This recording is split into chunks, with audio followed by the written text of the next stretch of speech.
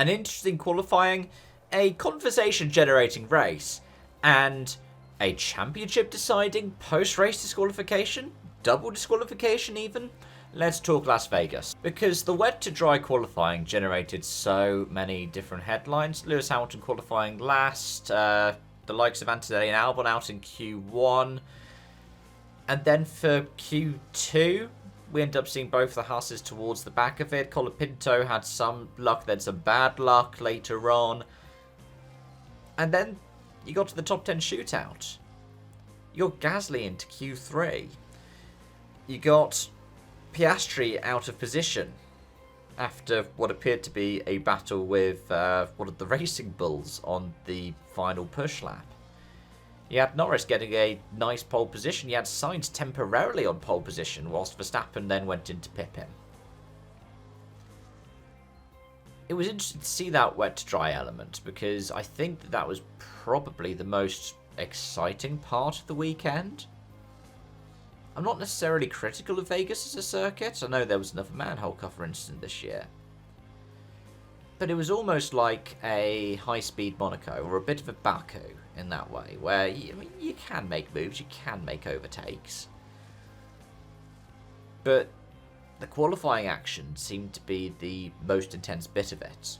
And then for the race itself, we'll talk the final classifications even, without McLaren, because they're double disqualification. A double podium for Mercedes. Now, Russell has been good. Mercedes has been good at this kind of track in recent years. It's colder, it's flatter. But the fact that Antonelli managed to still pip Leclerc by 2 tenths despite that penalty for the jump start is impressive. Like, regardless of whether you're like, oh, the McLaren should be in there or not, the fact that he still was able to pull out over Leclerc that kind of advantage is impressive. But overall, yeah, I mean, well done to Merck for getting that right. Double points for Ferrari. Lewis getting from the back to P8. Hulkenberg getting 6 more points. Hadjar getting 8 points. Sainz still getting a P5 despite all that happened. And then a double points finish for the Haas team as well. Does that make it that, yeah, the Ferrari power unit made up half the points positions?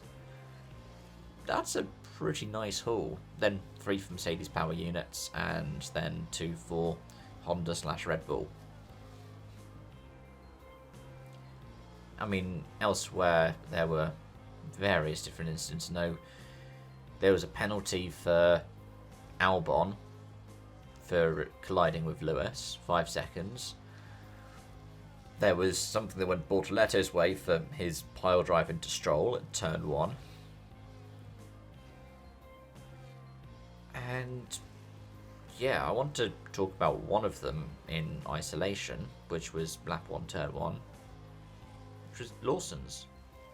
You see, what I don't like about the Lawson incident and the ruling on it is the fact there was no further action in the decision. The FIA say, and I'm going to just quote the decision itself directly right now. In view of this and the fact it was on lap 1, turn 1, we determined no further action.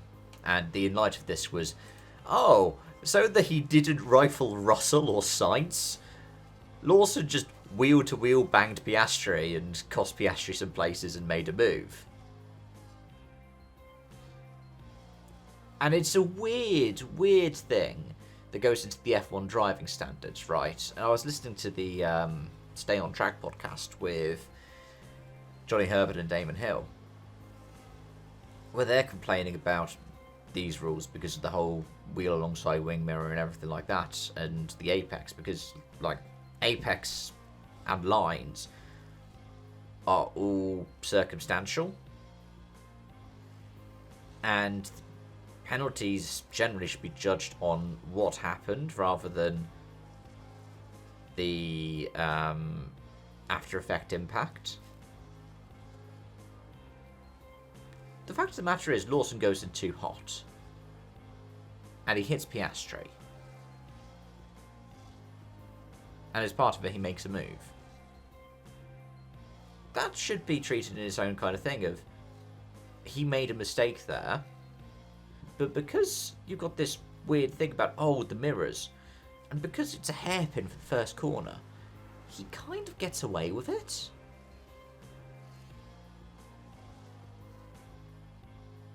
And I don't really like that. I don't.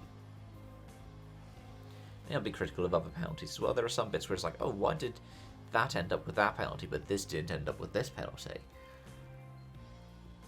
Because the problem that you have is when you try to strictly regulate all of these things, you then have to follow it to a T where something doesn't make sense because you haven't thought about, every corner profile.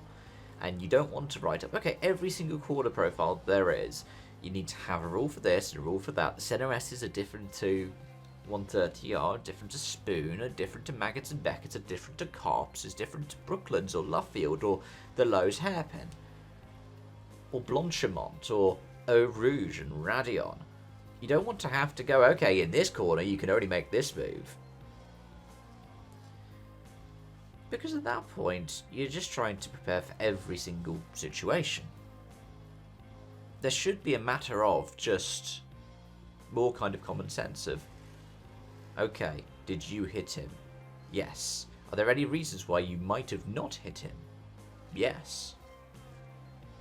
Because, Sainz in consecutive races, didn't he find himself on the receiving end of a penalty that he probably didn't deserve, and somebody else getting a penalty that they possibly didn't deserve? Granted, the Zandvoort one got overturned, didn't it, against Lawson, of all people. Which is funny, because we're talking about a Lawson incident here as well. But there's an element of it where you just look at it and you think, is this the best thing that could happen for the sport?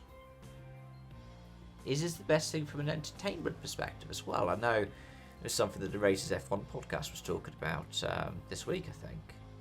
Was that it's classed more as entertainment as a primary thing rather than sport. Entertainment first, sporting second.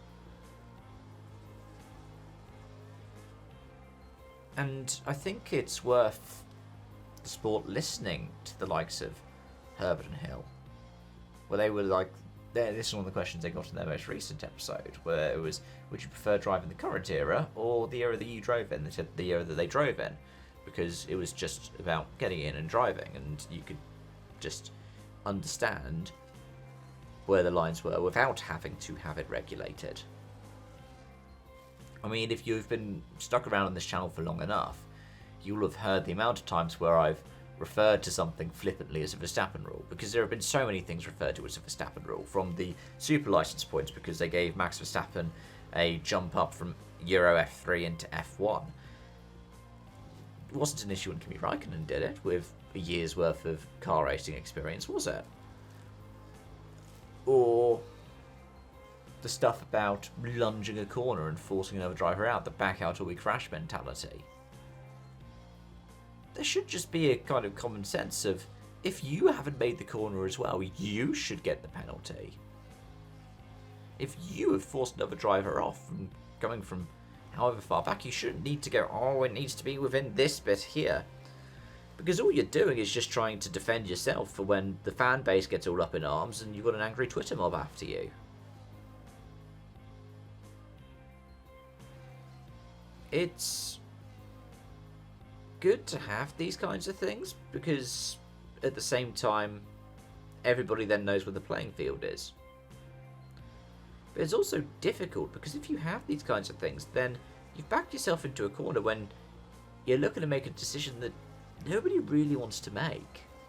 That said, a decision that you do have to make is a technical one, and let's talk about the McLaren disqualification. It's interesting that they measured the same for the right-hand side plank wear that they got disqualified for.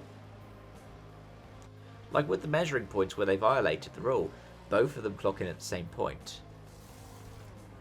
Andrea Stella said it was because they noticed that they were doing more plank wear because there was more porpoising after free practice. And this is the thing, is Vegas is a street circuit, but it's deceptive in terms of it's not actually as flat as you'd expect. There is a bit of elevation change,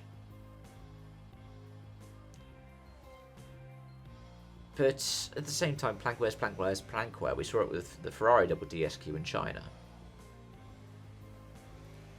It's going to have a big impact on Piastri's hopes. In some ways, it helps him out because of the points loss that there was going to be.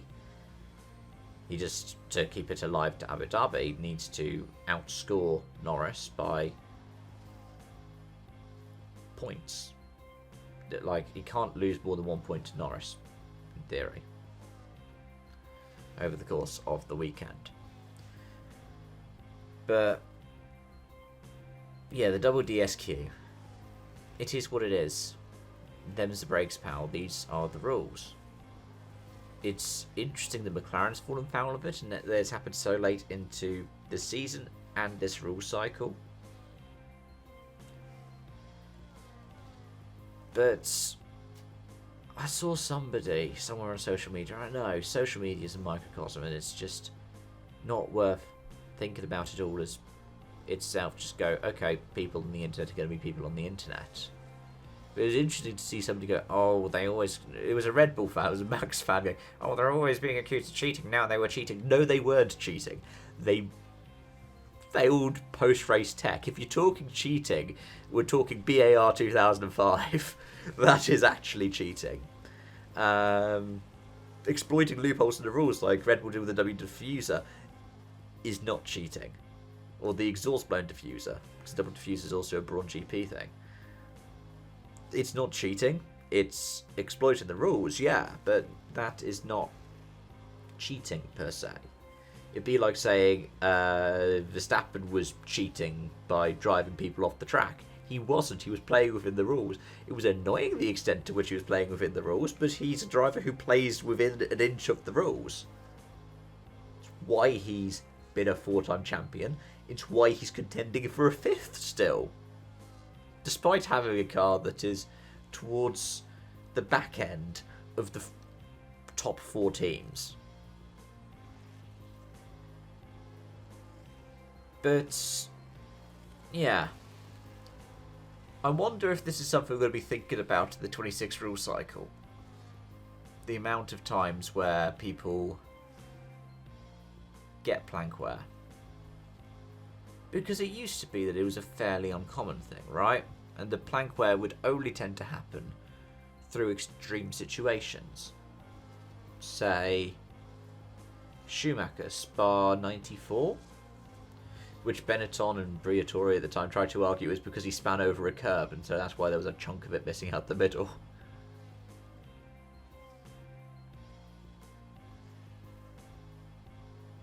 And yet in this rule cycle, as I think the race pointed it out, and it's not just the Ferrari thing as well, because remember, Spa last year, George Russell got disqualified for plank wear. I think, was it Cota the year before that Lewis got disqualified? Because last year's one was where he span out into the penultimate corner in the first lap. Yeah, I think he got disqualified 2 years ago for plank wear as well, didn't he?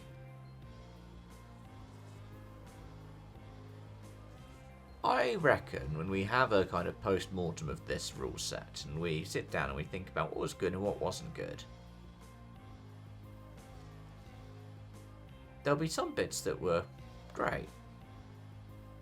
I mean, the cars look amazing. They do so many fascinating things, and towards the end of the rule cycle, the convergence was much better, especially compared to the last 2 rule sets, where technically there was a convergence, but for 2021 it's because the rule change that they brought in was just an anti-Mercedes rule, and it favoured the Red Bull philosophy just by luck, whilst even in 2016, yeah, you had more teams leading and winning races, but you couldn't stop the Mercedes dominance. Anyways, folks, as always, thanks so much for watching and joining. Let me know any thoughts that you have in the comment section down below. And, as always, until next time, it's bye-bye for now.